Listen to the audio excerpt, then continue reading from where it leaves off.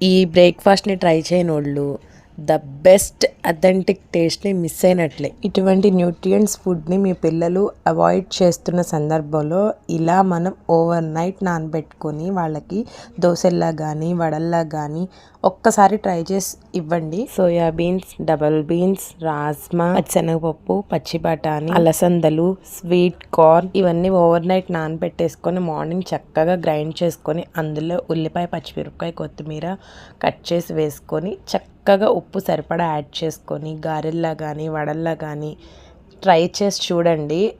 Weekly once మన బ్రేక్ఫాస్ట్లో ఇది యాడ్ చేసుకోవాల్సిందే అని అందరూ పట్టుపట్టి కూర్చుంటారు. So tasty, so yummy and very crispy. Rajma కానీ, అలసందలు కానీ, సోయాబీన్స్ కానీ ఇటువంటివన్నీ కూడా ఆరోగ్యానికి చాలా న్యూట్రియంట్స్ని అందిస్తాయండి. మొలకలుగా కానీ జావలా కానీ వాటిని తీసుకోలేని సందర్భంలో ఇలా అయినా తీసుకొని మన బాడీకి ఎంతో ఆరోగ్యాన్ని అందించవచ్చు. Please subscribe.